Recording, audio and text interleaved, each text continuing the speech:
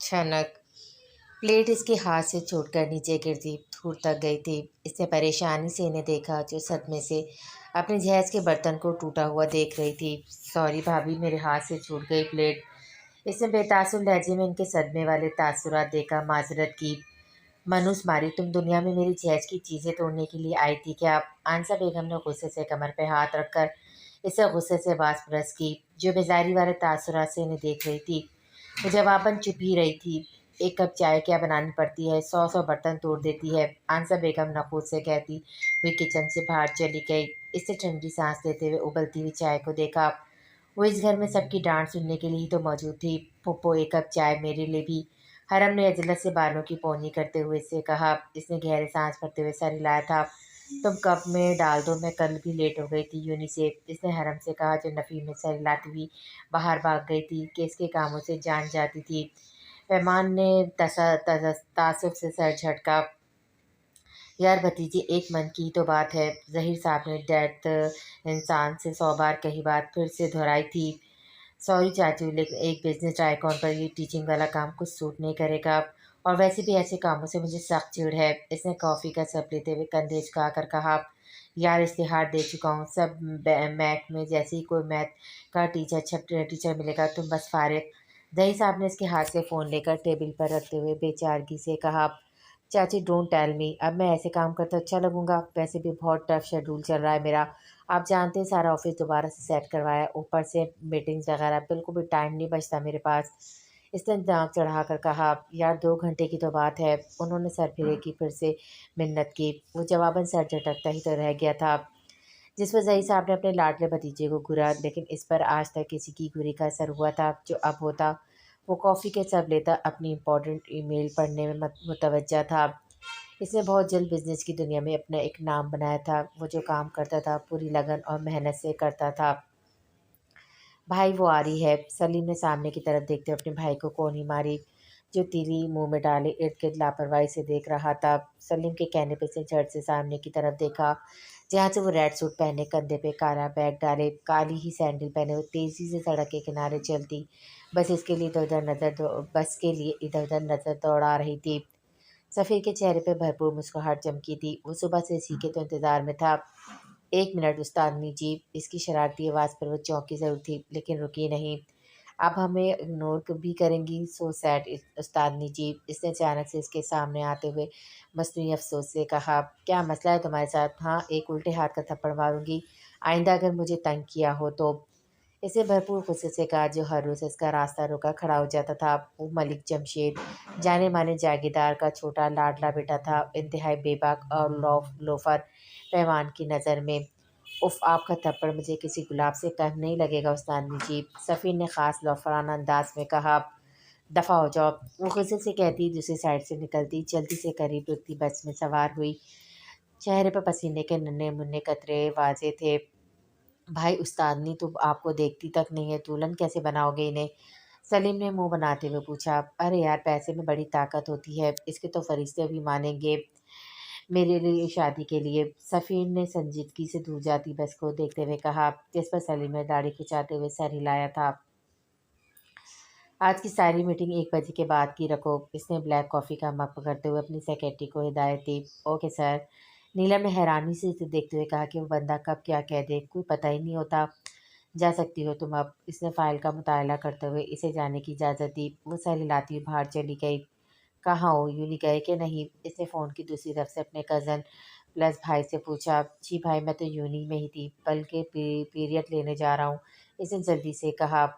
Shut up, तुम जानते हो महरिस, मुझे झूठ से सख्त नफरत है, फिर भी झूठ बोल रहे हो। अगले 10 मिनट में मुझे यूनी पहुँच कर कॉल करो, वरना तुम जानते हो अगले 11वें मिनट तुम्हारे साथ क्या होगा। इसके सख्त लहजे पर वो हड़बड़ा कर उठा। जी भाई, इसे मुंह बुसुड़ते कहा। वो गाड़ी में सो रहा था, लेकिन अभी से यूनी पहुंचना ही था। जानता था अपने भाई को कि वो कॉल बरकरार कर कितना पक्का था। इसे संजीदगी से फ़ोन बंद किया जब नीलम इजाज़त लेकर आई। खुजान सर, आपको सर मीर बुला रहे हैं। नीलम ने सर झुकाए कहा। क्यों, खैरियत? इसने उबरूज आकर पूछा। पता नहीं सर, नीलम ने आहिस्ता से कहा। जाओ और शाहान को रूम में भेजो। इसने पेंसिल को उंगलियों में घुमाते हुए से ऑर्डर दिया। तीसरे मिनट में शाहान रूम में इजाज़त लेकर आया था। मीर रजा मुझे क्यों बुला रहे हैं? कोई ख़ास वजह? اس نے تیکھی نظروں سے اس کی طرف دیکھتے ہوئے سپاٹ سے انداز سے پوچھا، سر پتہ نہیں آپ جانتے میں کل آفس نہیں آیا تھا۔ اس نے لاچاری سے کہا، تو میں تنخواہ کس بات کی دیتا ہوں ایڈیٹ، تم ان پر ایک نظر تک نہیں رکھ سکتے؟ یو فول، دفعہ ہو جاؤ اور پتہ لگاؤ جا کر۔ اس نے پینسل ٹیبل پر پٹکتے ہوئے غصے سے ڈانٹا، جی سر میں بھی پتہ کرتا ہوں۔ وہ ہڑبڑا کر کہتا ہوا جلدی سے باہر کی طرف بھاگا۔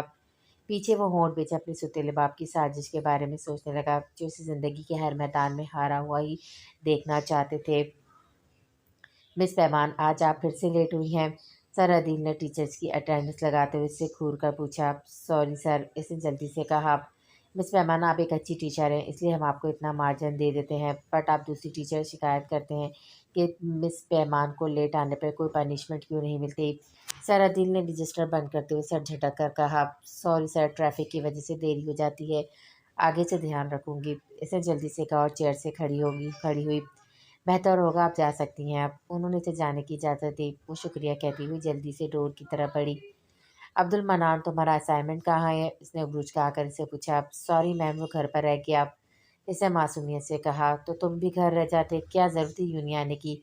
اسے گھورتے ہوئے پوچھا۔ سوری اگلی بار گھر ہی رہ کر، میرا مطلب ایسا نہیں ہوگا۔ اسے گھورتے دیکھ کر جلدی سے وضاحت دی، باہر چلے جاؤ۔ اس نے بورڈ کی طرف رخ موڑتے ہوئے قطعیت سے اسے آرڈر دیا، جس پر وہ خوش ہوتا جلدی سے باہر بھاگا تھا۔ پیمان نے تعصب سے اس کی پھرتیاں دیکھی، نالائق کہیں کا، پتہ نہیں کس پر چلا گیا ہے یہ۔ وہ غصے سے بڑبڑا کر رہ گئی۔ بلیک چمچماتی گاڑی یونی کی پارکنگ میں رکی تھی۔ گارڈ نے بھاگ کر اس کی گاڑی کا ڈور کھولا۔ وہ بلیک کوٹ کے بٹن بند کرتا ہوا باہر نکلا۔ یونی کی سب حسیناؤں نے اسے دیوتا حسن کے مالک انسان کو رشک سے دیکھا تھا جو بے نیازی سے چلتا ہوا کان میں بلوٹوتھ لگائے کسی سے بات کرتا ہوا چلتا آ رہا تھا۔ پیچھے شاہان نے بھی تیز قدموں سے آ رہا تھا۔ اس کا سیکنڈ ہینڈ تھا۔ جہاں غوزان آہت میر وہیں شان شجیل پایا جاتا تھا۔ میٹنگ فائنل کر دو، میں 3 بجے تک پہنچ جاؤں گا۔ وہ بات کرتا سیڑھی پر چڑھائی تھا۔ جب سیڑھیاں اترتی پیمان اس سے زور سے ٹکراتی اس پر گری تھی۔ تصادم اچانک ہوا تھا، اس سے دونوں کو سنبھلنے کا موقع نہیں ملا تھا۔ پیمان نے حیرت سے اسے دیکھا، پھر پھرتی سے اس کے اوپر سے اٹھی تھی۔ What the hell! وہ کھڑا ہوا تھا، پھنکارا تھا۔ آپ اندھی ہے یا پھر لڑکوں سے ٹکرانے کا شوق ہے آپ کو؟ اس نے غصے سے جھاڑا۔ او ہیلو مسٹر، اندھے ہوں گے تم اور لڑکیوں سے ٹکرانے کا بہانہ ڈھونڈتے ہوں گے تم، منہ سنبھال کر بات کرے۔ اسے چادر درست کرتے ہوئے خزان آہت میر کو کھڑی کھڑی سناتی، جس کے آگے بڑے بڑے کانپ جایا کرتے تھے۔ شکل دیکھو اپنی، تم سے ٹکرانے کے بہانے ڈھونڈے گا خزان آہت میر، ڈسگسٹنگ! وہ غصے سے کہتا ہوا اوپر پرنسپل روم کی طرف بڑھ گیا تھا۔ پیچھے وہ ہونکسی اس کی پشت کو دیکھتی رہ گئی۔ بدتمیز انسان، خود تو جیسے پرنس چارمنگ ہے کہیں کا، وہ غصے سے کہتی ہوئے باہر کی طرف بڑھی۔ میں 2 گھنٹے سے زیادہ آپ کی یونی کو ٹائم نہیں دے سکتا ڈیئر چاچو، اس نے ارد گرد دیکھتے ہوئے ناک چڑھاتے ہوئے کہا۔ میرے راج دلارے، تمہارے 2 گھنٹے میرے لیے کتنی قیمتی ہیں یہ کوئی مجھ سے پوچھے؟ میں جانتا تھا میرا پرنس مجھے کبھی انکار کر ہی نہیں سکتا۔ ظہیر صاحب نے خوشی سے چمکتے چہرے سے اس کے بے انتہا خوبصورت چہرے کو دیکھتے ہوئے کہا۔ وہ غرور سے مسکرایا تھا۔ میں چلتا ہوں، کل 11 سے 12 تک پڑھاؤں گا۔ وہ کہتا ہوا باہر کی طرف تیز قدموں سے بڑھ گیا۔ شاہان بھی تیزی سے اس کے پیچھے لپکا۔ برو، وہ رکا تھا، پلٹا نہیں۔ برو آئی ایم سو سوری، آئندہ ٹائم پر یوں نہیں آؤں گا۔ مہرس نے معصومیت سے اس کے سامنے آتے ہوئے کہا، کتنی بار یہی الفاظ تم مجھ سے کہہ چکے ہو؟ اس نے گھور کر اپنے چھوٹے بھائی سے پوچھا۔ اب کی دفعہ میں سچ بول رہا ہوں برو، اس نے مصنوعی شرمندگی سے کہا۔ گڈ، لیکن تمہاری 1 ہفتے کی پاکٹ منی بند۔ وہ کہتا ہوا بلیک گوگلز لگاتا تیز قدموں سے باہر کی جانب بڑھ گیا۔ پیچھے وہ کھلے منہ سے اپنے چالاک بھائی کی پشت کو صدمے سے دیکھ کر رہ گیا کہ وہ اپنے بھائی کو کبھی چونا نہیں لگا سکتا تھا۔ مجھے سمجھ نہیں آتا تمہارے دماغ میں بھوسا بھرا ہوا ہے کیا؟ کیوں ہر وقت کھاتی رہتی ہو، کھا کھا کے موٹی ہوتی جا رہی ہو؟ کل کو یونی جاؤ گی، کوئی دوست نہیں بنے گا تمہارا۔ مامی نے سے صبح صبح ہی جھاڑ پڑ چکی تھی سے۔ کہاں کھاتی ہوں، 3 ٹائم 1 روٹی تو کھاتی ہوں مامی، اس نے منمناتے ہوئے اپنی صفائی پیش کی۔ آگے سے بس بکواس مت کیا کرو، جو کہتی ہوں تمہارے بھلے کے لیے کہتی ہوں، سمجھی تم؟ فریہ بیگم نے اس کے سر پر جھاپڑ مارتے ہوئے کہا۔ وہ بھرائی آنکھوں سے ان کی پشت کو دیکھتی رہ گئی۔ اس گھر میں سب میرا کھایا پیا گنتے ہیں، کرتی ہوں ابو کو فون لے جائیں اگر مجھے یہاں سے، اس نے آنسو صاف کرتے ہوئے خود سے کہا۔ وہ اپنے ماموں کے گھر رہتی تھی، ماں مر چکی تھی، باپ دوسری شادی کر چکا تھا، وہ 1 مہینے سے یہاں تھی کیونکہ باپ سمیت ان کی دوسری فیملی بیرون ملک گھومنے گئے ہوئے تھے، لیکن اسے ہمیشہ کی طرح کسی نے چلنے کے لیے نہیں کہا تھا۔ بہت احساس تھی، کہتی کسی سے نہیں تھی، بس اندر ہی اندر کھلتی رہتی تھی۔ یشمینیا میری بچی، اپنی نانی کو چائے دے جاؤ۔ نانی نے ہال میں آتے اپنے دل کے ٹکڑے کو کہا، جی نانی ابھی آئی، اسے جلدی سے آنسو صاف کرتے ہوئے جواب دیا۔ وہ ایک خوبصورت شکل کی متناسب جسم کی مالک تھی، لیکن اسے سب موٹی ہی کہتے تھے، جس پر وہ خوب چڑھتی تھی۔ شبیر بھائی آ رہے ہیں، کل یا پرسوں تیاری کر لینا تم دونوں، ملک داؤد نے کھانا کھاتے ہوئے آنسا اور عدیلہ بیگم سے کہا۔ روٹی کا نوالا توڑتی پیمان ساکت ہوئی تھی۔ بھائی آپ سچ کہہ رہے ہیں وہ آ رہے ہیں؟ اس نے خوش ہوتے ہوئے ان سے پوچھا۔ جواباً ملک داؤد نے اسے گھورا۔ میرا مطلب ہے وہ کس ٹائم آئیں گے؟ میں یونی سے چھٹی لے لوں گی۔ اس نے ان کی گھورتی ہوئی نظروں سے بچنے کے لیے جلدی سے وضاحت دی۔ حرم اور منان آپس میں لڑے ہوئے ڈیس کر رہے تھے، جو چیز حرم پکڑنے لگتی وہ منان پکڑ لیتا، اور جو منان پکڑنے لگتا وہ حرم جھٹ سے اٹھا لیتی۔ وہ دونوں ایسے ہی آپس میں لڑائی کرتے تھے۔ ملک داؤد سے چھپ کر وہ کون سا کسی کو اپنے آنے کا ٹائم بتاتے ہیں؟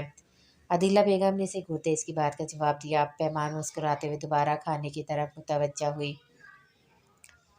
تم نے ان 10 کروڑ کا کیا کیا جو بینک سے نکلوائے تھے کل؟ میر رضا نے لنچ کرتے ہوئے سے پوچھا، جو کافی پیتا مسکرایا تھا۔ او کام آن مسٹر رضا میر، وہ میرے پیسے ہیں، میں جہاں چاہوں انہیں خرچ کروں، مجھ سے کوئی باس پرس نہیں کر سکتا۔ اس نے زج کرتی مسکان سے انہیں تپایا۔ عائلہ بیگم نے سنجیدگی سے اپنے سر پھرے بیٹے کو دیکھا۔ خزان یہ کیا طریقہ ہے بات کرنے کا؟ وہ تم سے باس پرست نہیں جسٹ پوچھ رہے ہیں۔ عائلہ نے اسے ڈانٹا۔ ظہیر صاحب نے تعصب سے دیکھا، جو ہلکی سی مسکان ہونٹوں پہ سجائے لاپرواہ سا بیٹھا تھا۔ سوری موم، لیکن میں کسی کو پوچھنے کی بھی اجازت نہیں دیتا۔ ایکسکیوز می ایوری ون، وہ کندھے اچکا کر کہتا ہوا اپنے روم میں چلا گیا۔ دوسرے پورشن میں صرف وہ اکیلا رہتا تھا، کسی کو بھی وہاں جانے کی اجازت نہیں تھی۔ دیکھ رہے ہو تم دونوں کتنا خود سر و بگڑ گیا ہے، کہ سخت تنگ ہوں میں اس کی حرکتوں سے، رضا صاحب غصے سے کہتے ہوئے چیئر کھسکا کر اپنی اسٹڈی روم کی طرف بڑھ گئے۔ بھابھی آپ پریشان نہ ہو، ایک نہ ایک دن سب ٹھیک ہو جائے گا۔ ظہیر نے عائلہ کو پریشان دیکھ کر انہیں تسلی دی، جس پر عائلہ نے نا امیدی سے سر جھٹکا۔ احد میر، رضا میر، ظہیر میر، یہ تینوں بھائی اور ایک بہن تھی جو شادی کے بعد لندن میں سیٹل تھی۔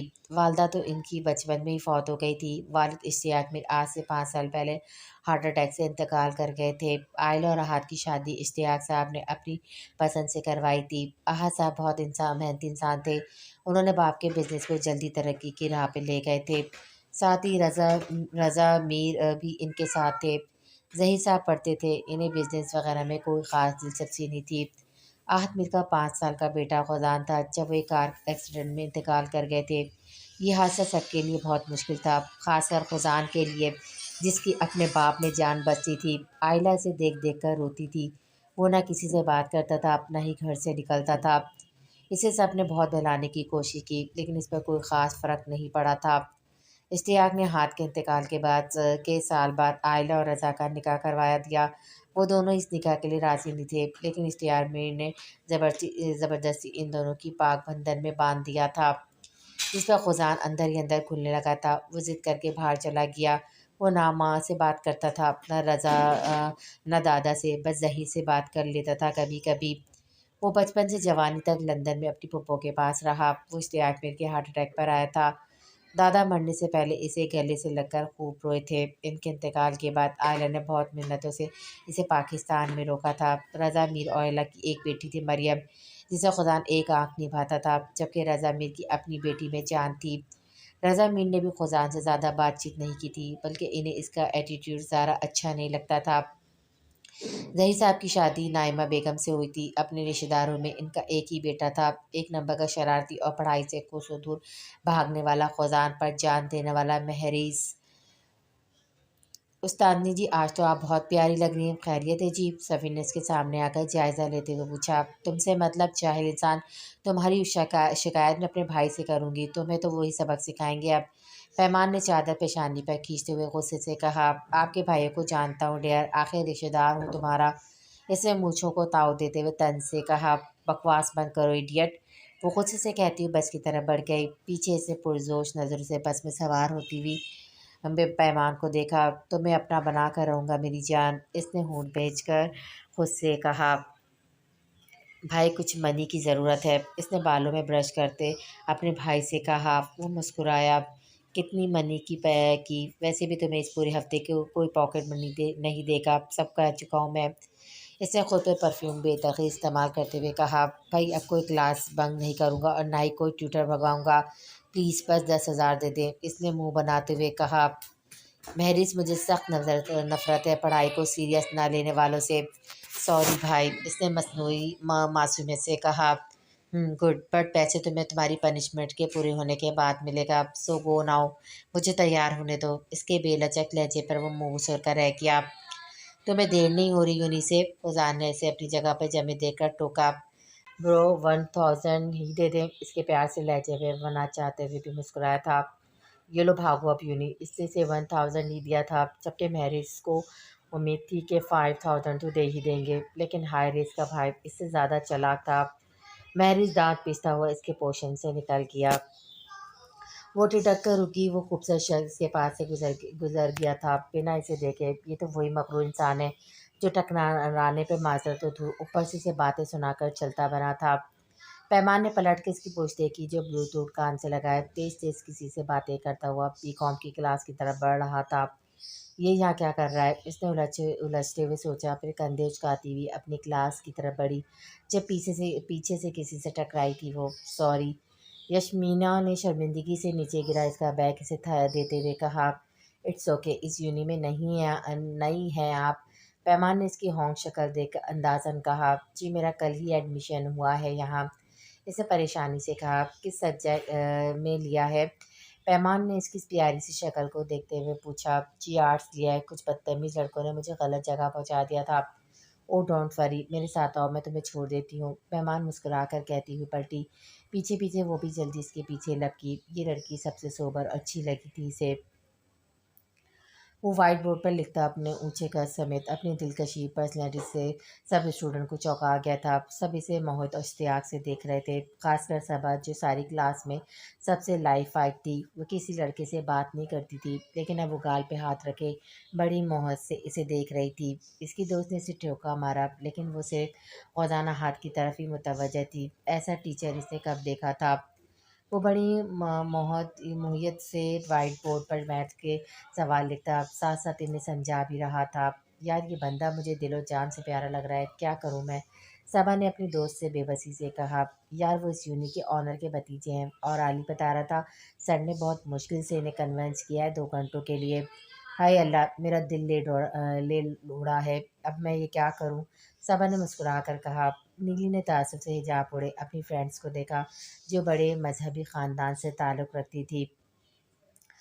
تم نے مجھے غلط راستہ کیوں دکھایا؟ میں تمہاری شکایت کروں گی پرنسپل سے، یشمینا نے اس کے سامنے آتے ہوئے غصے سے پوچھا۔ او ہیلو، آپ کو ہم نے صحیح راستہ دکھایا تھا، آپ خود ہی کہیں بھٹک گئی تو میرا کیا قصور اس میں؟ ہاں، اس نے مصنوعی معصومیت کا مظاہرہ کرتے ہوئے اپنے دفاع کیا۔ مہرس یہ کیا ہو رہا ہے؟ اس کی سپاٹ آواز وہ جلدی سے اپنے برو کی طرف پلٹا۔ سر اس نے مجھے آدھا گھنٹہ باتھ روم میں بند کیا ہے، یشمینا نے جلدی سے آنکھوں میں آنسو لاتے ہوئے اس کی شکایت کی۔ بھائی یہ جھوٹ بول رہی ہے، میں کب کسی کو تنگ کرتا ہوں؟ اس نے رونے والی شکل بناتے ہوئے کہا تم مجھے گھر ملو تو میں تمہیں اچھی طرح رلاتا ہوں آج۔ اس کی طرف سے سوری، آئندہ ایسی کوئی حرکت نہیں کرے گا۔ وہ نرم سے لہجے میں یشمینا سے کہتا ہوا تیزی سے وہاں نکل گیا۔ پیچھے سے اسے گھورا جو مسکراتے ہوئے اسے دیکھتی پلٹی تھی۔ فسادن کہیں کی، مہرس غصے سے کہتا جلدی سے اپنے بھائی کے پیچھے بھاگا۔ مٹھائی کھاؤ، تمہارے لیے ہی ہے۔ عادلہ بیگم نے کچن میں برتن دھوتی پیمان کے آگے پلیٹ کرتے ہوئے طنز سے کہا میرے لیے کس نے دی ہے؟ اس نے پلیٹ پکڑتے ہوئے لچ کر پوچھا۔ بات طے کر دی ہے تمہاری سفیر سے، تمہارے بھائی نے شکر کیا ہے کوئی تو رشتہ آیا تمہارے لیے، ورنہ کوئی جھوٹے منہ تک نہیں پوچھتا تھا۔ پریشان رہتے ہیں داؤد صاحب تمہاری وجہ سے۔ عادلہ تیروں کا وار کرتی ہوئی جا چکی تھی۔ اسے ساکت چھوڑے اسے پلیٹ میں دیکھا جہاں رنگ برنگی مٹھائی اسے اپنا مذاق اڑاتی ہوئی محسوس ہوئی تھی۔ آنکھوں سے مسلسل بہتے آنسو صاف کرتی وہ تیزی سے ہال روم میں آئی جہاں سب بیٹھے چائے سے لطف انداز ہو رہے تھے۔ کس سے پوچھ کر آپ نے میری بات طے کی ہے؟ اس سفیر سے پیمان نے ملک داؤد کو دیکھتے ہوئے غصے سے پوچھا۔ سب نے چونک کر اسے دیکھا۔ ہائے ہائے لڑکی، کوئی شرم بھی ہے تم میں یا نہیں؟ کیسے منہ پھاڑ کر اپنے بھائی سے بات کر رہی ہے؟ میں اپنے بھائی سے بات کر رہی ہوں، آپ سے نہیں، اسے سپاٹ لہجے میں نے چپ کروایا۔ ہمارے خاندان میں رواج نہیں لڑکیوں سے پوچھنے کا، اب جاؤ۔ سفیر اچھا لڑکا ہے اور سب سے اچھی بات ہماری برادری کا ہے۔ ملم خاور نے اس بات سخت لہجے میں سے جواب دیا۔ اس نے سر ہلائے پھر پلٹ کر اپنے کمرے میں چلی گئی۔ بیڈ پہ گرتی ہوئی ہمیشہ کی طرح ہچکیوں سے رو رہی تھی۔ کون ہے میرا اپنا؟ کوئی نہیں، بس نام کے رشتے ہیں یہ، وہ روتے ہوئے بڑبڑا رہی تھی۔ فوزان مسکرایا۔ شاہان، کل کو اس کے خلاف جھوٹا کیس بنا کر اسے آفس سے چلتا کرو، مجھے غدار لوگوں سے سخت نفرت ہے۔ Okay sir. سر میم آپ کے لیے آج کل لڑکیاں دیکھ رہی ہیں؟ شاہان نے تازہ معلومات سے اسے آگاہ کیا۔ ریئلی؟ اس نے مسکراتی ہوئی آنکھوں سے پوچھا۔ یس سر۔ گڈ۔ اس نے کہتے ہی فون بند کر دیا۔ اب چہرے پہ پرسوچ تاثرات چھائے ہوئے تھے۔